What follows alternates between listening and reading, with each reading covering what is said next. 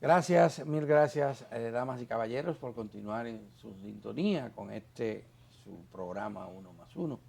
Vamos a conversar con una persona joven, abogada, activista social, experta en temas de democracia, María Fernanda López. María Fernanda López está aquí con nosotros. Muchísimas gracias. A propósito, la hemos invitado a propósito de una actividad que están organizando un grupo de personas y de organizaciones en solidaridad con los derechos humanos. Sí, bueno, no es una, hay una serie de Una actividades Cuéntanos, vinculadas a la defensa de los derechos humanos y sobre todo acompañando a migrantes en una situación que es complicada en estos momentos en este país, porque las violaciones a derechos humanos de migrantes, sobre todo de migrantes haitianos y sus descendientes, cada vez vamos a decir, está en peligro, en mayor peligro. Hay una mayor vulnerabilidad de los derechos humanos de estas personas y hay una serie de actividades para acompañar a este colectivo. Es necesario repensar el rol de la política migratoria en República Dominicana, pero repensarlo pensado bajo el cumplimiento del Estado Democrático de Derecho, que se supone que es la base de nuestra democracia. Y por eso, bueno, hay muchas actividades. Ustedes están cuestionando la política migratoria del gobierno que encabeza Luis Abinader, incluyendo las famosas 15 medidas que adoptó, que anunció el presidente y que están en proceso de implementación. Sí, nosotros somos conscientes de que el Estado Dominicano tiene todo el derecho de establecer la política migratoria que considere que corresponde, pero esa política migratoria debe hacerse en cumplimiento y en respeto de los derechos humanos y de la dignidad de las personas. No hay ningún criterio por el cual una política migratoria debe contravenir lo que establece la Constitución. Y muchas de las medidas que se están tomando ahora en nombre de esa política migratoria definitivamente contravienen lo establecido en la Constitución. Es decir, la forma en que se están haciendo las deportaciones, lo masivo de las deportaciones, la forma, el nivel de hacinamiento que hay en los centros, que aquí se llaman vacacionales, pero son en los centros de deportación, eso no corresponde al respeto a la dignidad humana. Las deportaciones de las mujeres en labor de parto. Eso también, es decir, que la definición de quién puede recibir atención médica o no se haga desde un oficial de migración no responde al derecho a la salud. Que inmediatamente una mujer en puerperio, acabada de dar a luz, sea montada, trasladada en una unidad a un centro de hacinamiento total junto con otro grupo de migrantes, eso no responde al derecho de la salud. No se corresponde con la dignidad humana, el trato que están siendo, que está otorgando el Estado Dominicano a esos ciudadanos y ciudadanas. Entonces, nosotros lo que estamos haciendo es un llamado a que República Dominicana, si bien tiene derecho a establecer su política migratoria, que esta política migratoria tiene que estar basada en derechos.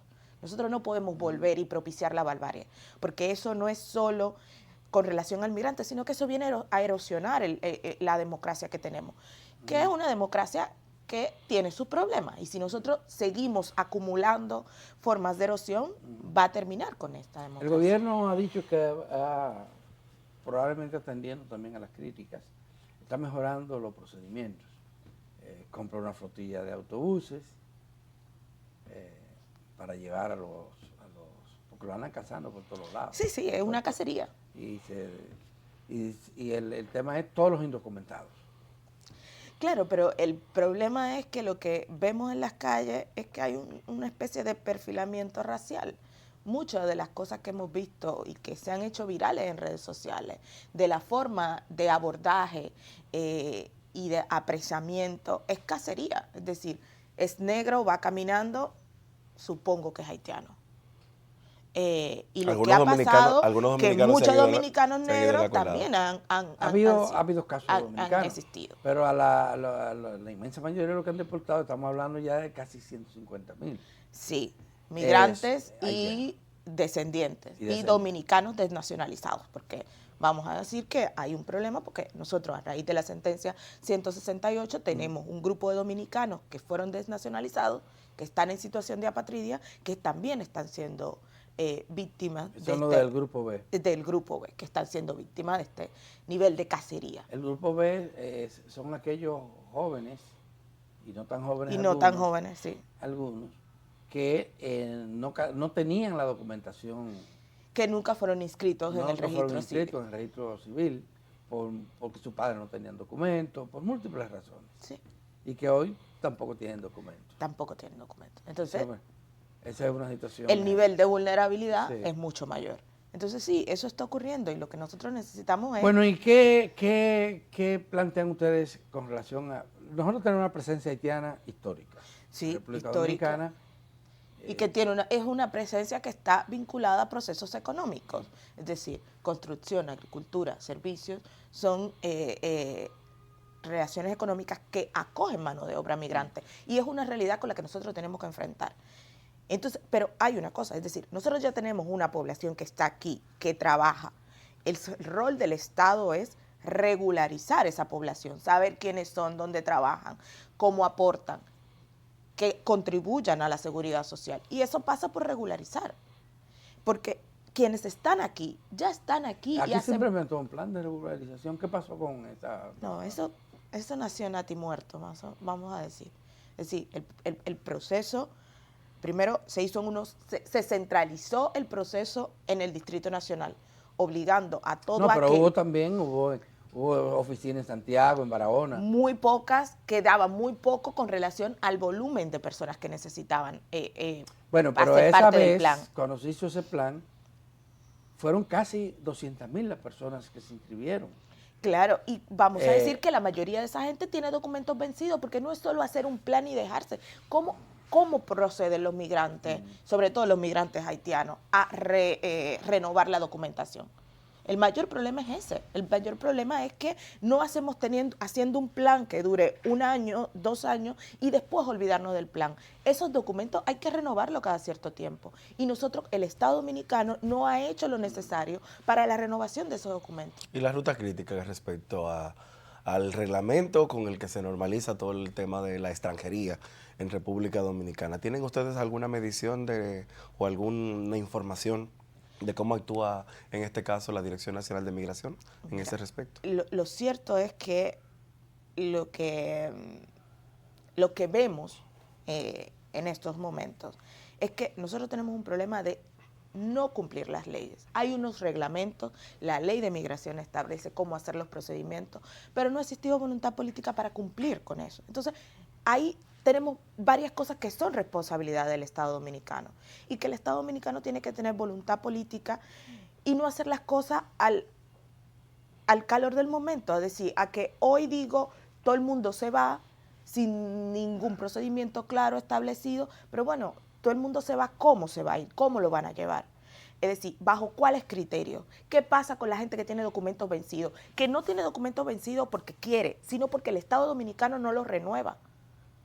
Entonces, eso es un tema de cumplimiento de la ley por parte del Estado. Eso no se lo pueden también dirgar a una responsabilidad de los migrantes. No, no es responsabilidad de los migrantes si el proceso para renovar está suspendido. Autoridades municipales y también grupuscos de índole y de rama un poco más extremista, nacionalistas, como se autodenominan, ultraconservadores en sentido general, se han abrogado el derecho y la supremacía en este discurso, pero también en tomar iniciativas y acciones respecto a deportar gente en algunos territorios. Hay anuncios, de hecho, para esta semana. ¿Qué posición tienen ustedes respecto a ello? Bueno, eso ocurre porque no se cumple la ley y porque hay un parámetro para que cada quien haga lo que entienda. Por eso yo vuelvo y repito, el Estado Dominicano tiene el derecho de establecer la política migratoria que considere, pero esa política migratoria tiene que estar basada en el respeto de la dignidad humana y en el respeto de los derechos humanos. Si se cumple la ley, si tenemos un procedimiento y se cumple ese procedimiento, nos evitamos esas cosas que no son más que violaciones graves de derechos humanos. Y el problema es que cada quien está haciendo lo que entiende, porque se ve, se percibe que hay un manto para eso, que hay una oportunidad para ejercer eso. Con el pueblo dominicano? Todas las encuestas que se han hecho demuestran que supera el 80% de la población que opina cuando se hacen estos estudios que favorece la repatriación masiva de todos los haitianos que están viviendo en la República Dominicana. Sí, porque, bueno, sabemos que eso se genera desde la percepción. Es decir, si tú tienes los medios de comunicación diciendo todos los días que hay una invasión silenciosa, que están quitando trabajo, y ese es el discurso que se repite, ese es el discurso que se asume, porque no es menos cierto. Nosotros tenemos que ser conscientes que nosotros tenemos una relación complicada con Haití por la historia, pero también por lo que pasa en los medios de comunicación y por lo que se dice de los medios de comunicación.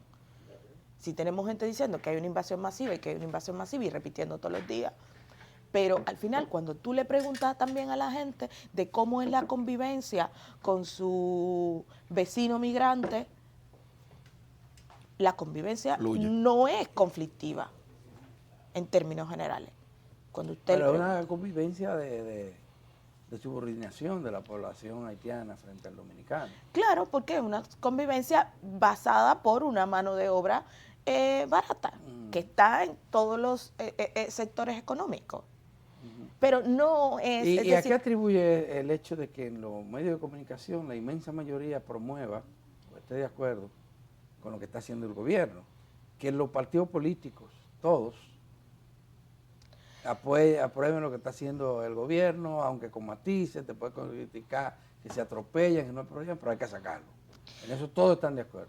Bueno, es que estamos de acuerdo en que el tema haitiano siempre ha sido el eje central. ¿Y qué ha pasado con el trabajo social que han hecho muchos organismos de derechos, defensores de derechos humanos?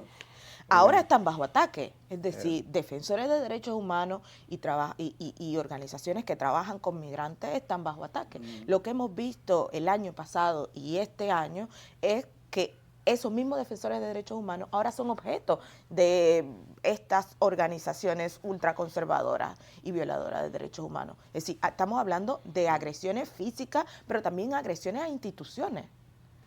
Sí. Y eso es lo que sigue replicando, es decir, lo que pasó en Moshda el año pasado es un ejemplo. Lo que pasó con las organizaciones de mujeres en Villamella es otro ejemplo. Es decir,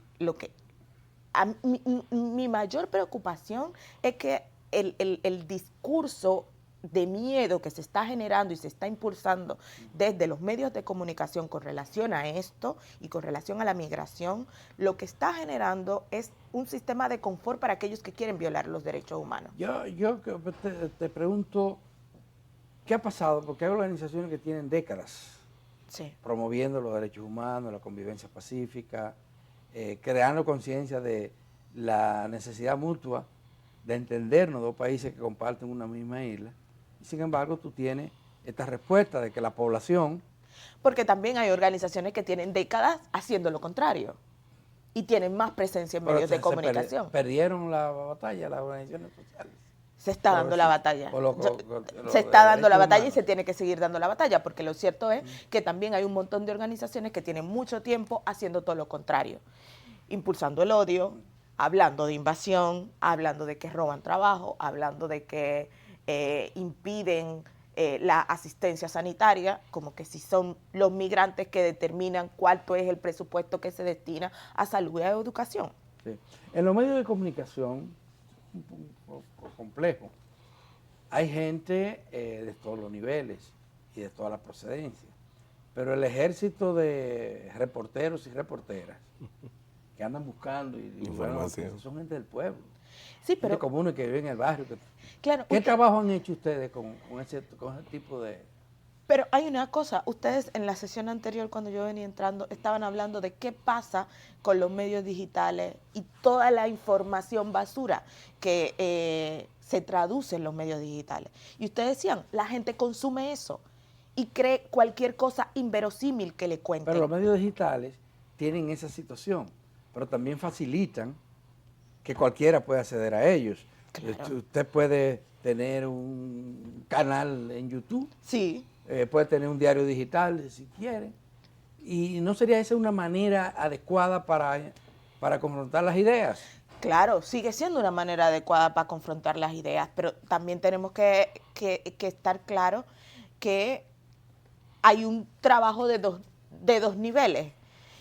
Nosotros estamos haciendo ese trabajo, pero hay organizaciones que también están haciendo lo contrario. Y el problema es que si no hay un parámetro del Estado de defensa y protección de los derechos humanos, que quede claro, que no haya pie para que nadie, para que la gente se entienda con el derecho de conculcar derechos a los demás y de afectar el derecho de los demás, la situación varía. Es decir, pero lo que pasa ahora es que tenemos un manto de protección para esos hechos. Y eso es lo peligroso, porque eso erosiona la democracia. Protección del Estado. Sí. Yo creo que sí. María Fernanda, ustedes están planteando frente al discurso de odio, frente a esos matices racistas y de xenofobia, la solidaridad y la empatía. Cuéntame. Totalmente. Sí, la solidaridad nos ha caracterizado a las y los dominicanos y creemos que en este momento la solidaridad tiene que seguir siendo nuestra bandera, tiene que seguir siendo lo que se preserve y lo que se impulse y que tiene que seguir siendo la base del Estado de Derecho en República Dominicana. Tenemos que decir que la generación de miedo no tiene espacio en la forma en que debemos cohabitar en República Dominicana, ya sea con migrantes haitianos o con otros migrantes. Esa no debe ser. El miedo y la generación de violencia no debe ser la vía. ¿Cuál es hablaba de una serie de actividades que pretenden realizar? Cuéntenos. Sí, hay varias actividades en varios lugares, desde las organizaciones de base. Las organizaciones de base siguen haciendo este trabajo, vamos a decir, pedagógico, de enfrentar el miedo desde las comunidades. Hay espacios de discusiones sobre cuáles son los mensajes de miedo que se están generando, cuáles pueden ser las respuestas a esos mensajes de miedo, cuáles son los derechos que tienen los migrantes, es decir, cuáles deben ser los procedimientos de interdicción a migrantes. Hay una serie de actividades, vamos a decir, formativas, que están haciendo organizaciones aliadas en todo el territorio nacional y también de acompañamiento a migrantes en situación de interdicción que se encuentran en los centros de detención, de deportación. De deportaciones. Sí. A mí me sorprende que organizaciones tan conocidas como el Centro Juan Montalvo, las organizaciones conocidas como MUDA, siempre jugó un papel beligerante. Y sí, siguen en esa. Pero no lo veo, no se siente. No lo veo, no se siente, no sé. No, pero es que... hay coaliciones. Pero también tenemos que entender que tienen un montón de trabajo, porque lo que está pasando en los territorios es sumamente grave. Pero el acompañamiento que están haciendo esas organizaciones a migrantes en situación de interdicción es mucho.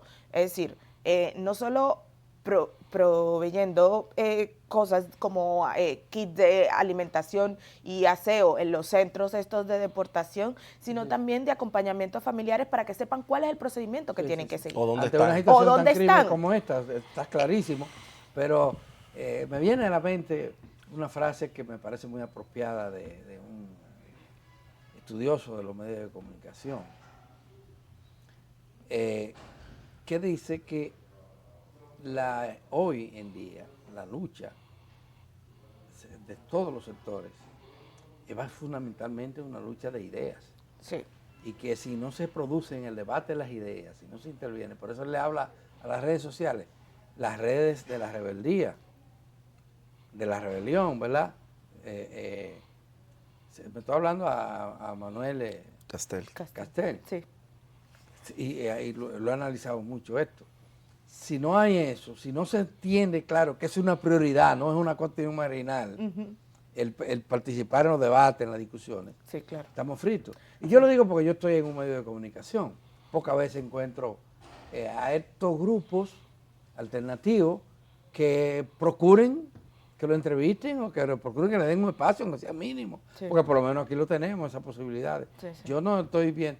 Aquí cualquiera que quiere anunciar que va por una cafetería, está en los medios te llama, insiste y busca y logra a veces que le anuncien la cafetería, que nada más le interesa a él. Claro. ¿verdad? Sí, sí, sí. Entonces, grupos que están hablando de defender derechos humanos, derechos fundamentales Sí.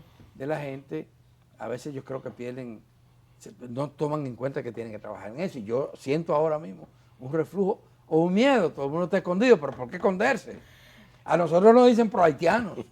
Sí, claro. Y seguimos. Sí, lo cierto es que las organizaciones de base no lo están pasando bien. El ataque a la... Es muy fuerte. Es mucho, es muy fuerte y yo repito, se siente una cancha abierta por parte de las instituciones que están llamadas a enfrentar y a poner un stop a esto. Entonces sí, las organizaciones están no solo protegiéndose ellas, sino acompañando a quienes están siendo objeto del proceso de interdicción.